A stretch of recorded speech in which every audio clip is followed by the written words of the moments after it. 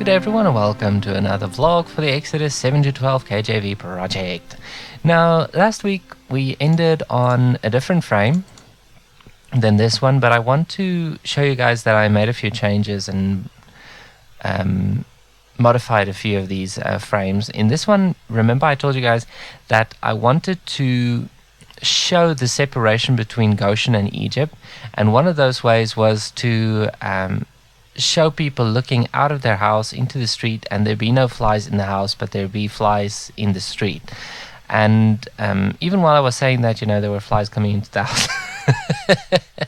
So I had to change that, and I also need to change these stick figures over here because they're way too small in comparison to the person outside.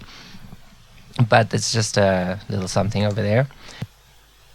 This was the last frame from last week that we talked about, and this was where Moses and Aaron were asked to go entreat for Pharaoh so that the flies may be removed.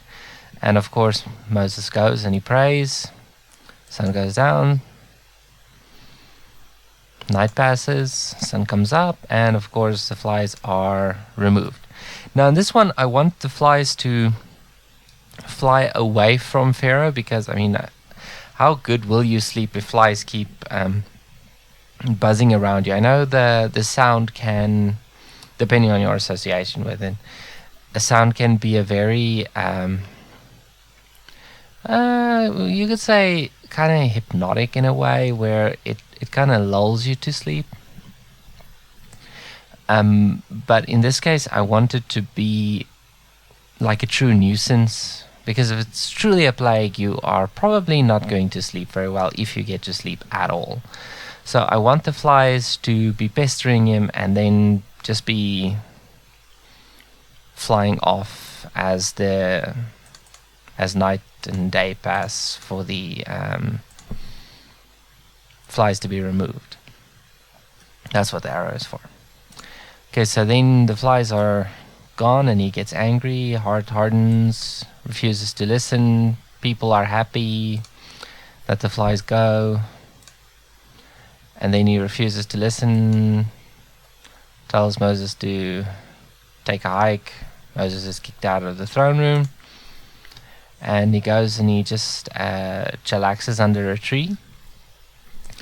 And of course God speaks to him for the next part, which is chapter 9, and he tells him to go into Pharaoh and say that the cattle will die. Now this was a very interesting thing to go and study, because in the hail plague God specifically told Pharaoh to go and gather all that he has in the field, because whatever is in the field will die, and he mentions cattle explicitly. So the question for me this week was, let me just find it here. And all the cattle of Egypt died. It specifically says that. So how in the world would Pharaoh have something in the field if everything he had died? It doesn't make sense. So I did a little research, actually a lot of research. For me it was a lot. And I found out that Egypt, in, I would guess about this time, had what is known as a bartering economy. Basically what that means is, if tax time comes around, you would not hand over coins, you would hand over stuff. So if you had like 100 cows and the tax was, let's say 5%, I know it's higher than that, but let's just go with 5% for now, then you would hand over 5 cows. Simple as that. Now I know that after Joseph it was 5%, not 5%, a fifth, which is 20%. So you would hand over 20 cows in such a situation if you produced 100 cows in that year. So the only reason that Pharaoh actually not the only reason, it's another reason as well. So one of the possible reasons was that tax season came around either right after this plague or very shortly after this plague, between the two. But my guess is there's another possible answer, and that is a very, what I say goes kind of mentality that Egypt also had, where Pharaoh would sometimes actually say that the food needs to be redistributed. So in other words, it would be almost very communistic in a way, where Pharaoh would say, you have a lot, they don't have any, hand it over, that sort of situation. And it would be very possible for Pharaoh to seize the property of slaves, and he wouldn't even bat an eyelash. He wouldn't even be having any sleepless nights except for the plagues. So those two reasons would probably be the most prominent reasons for Pharaoh actually having cattle in the next one. Also, I also found out what this term cattle would mean in the original languages, and it refers to pretty much any domesticated livestock. So it would be, like it's listing here, it would be, let me just find it. It'll be horses, donkeys, camels, oxen, and sheep. Now, they're not listed here, but it will probably include goats as well. But the reason that I find it interesting that they're not mentioned, and I find it also interesting that in my research into viruses and that sort of thing this week, I found that when they were working on the vaccine for Rinderpest, which was probably what the cows got, not necessarily, but just probably, the vaccine was produced using goats a lot of the times. I think it's because they were easier to work with or whatever, but even that failed, so they focused on growing cultures in a lab instead, which was a lot more successful and made a lot more progress. I'll put a few links in the description to the information about these, about the economy and the viruses and all that kind of stuff. It's very interesting.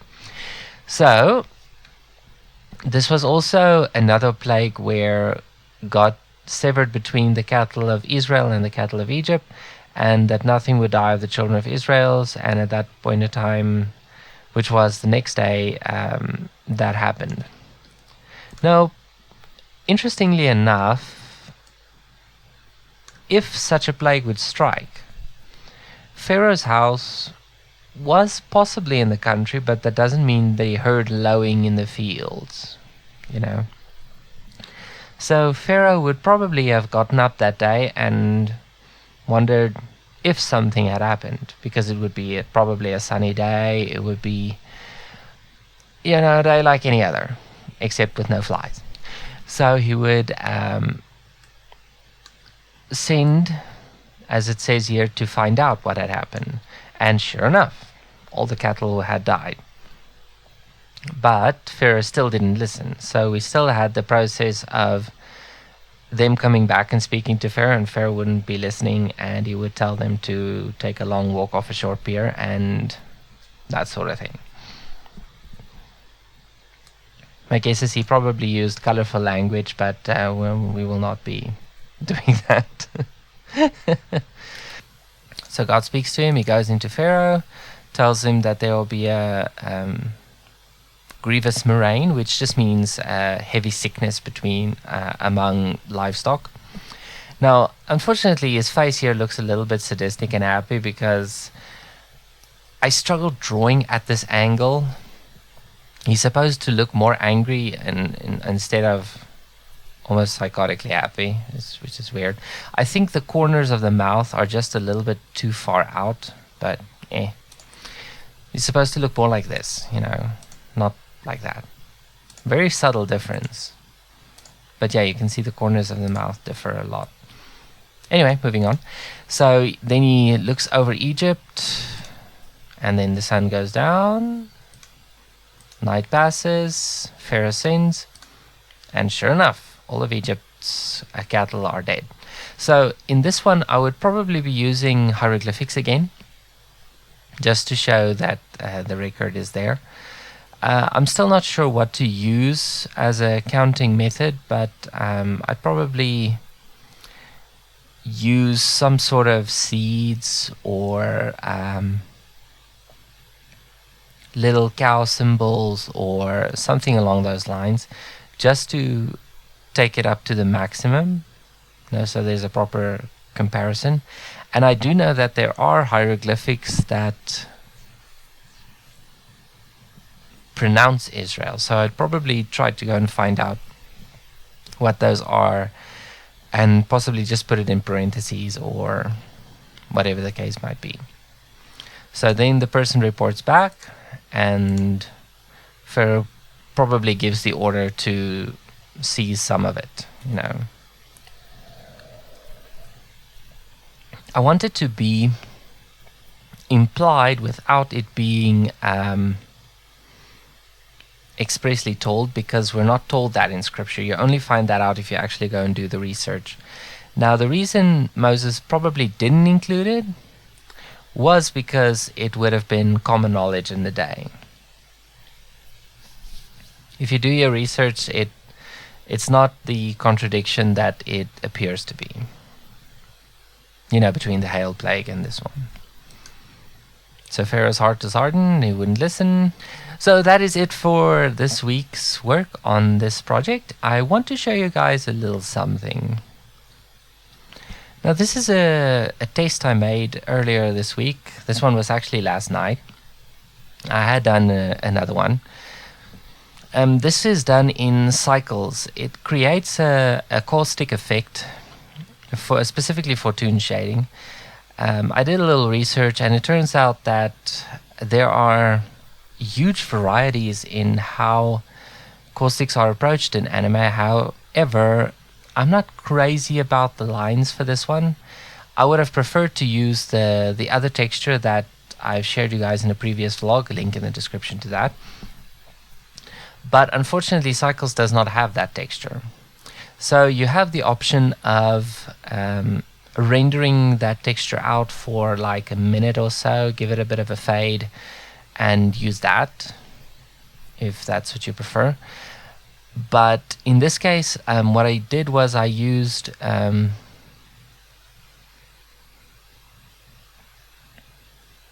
so that totally makes sense, So the goal is to do a tutorial of this today after finishing the vlog, getting it uploaded and all that kind of stuff. I will say one thing though, if you want to do NPR, Cycles is probably not the render engine you want to use for it. It's very photorealistic. Everything wants to affect everything else. It's an engine you really have to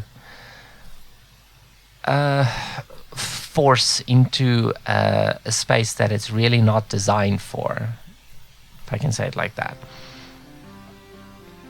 But it is possible, as you can see. It's clearly possible. So that will be a tutorial, God willing, for later today. So that's it for this week. OPS, also check out the latest tutorial, link in the description. It's a workflow tip where I get to share with you two of my most common node groups that make workflow just so much easier. So have a great one, and God bless you.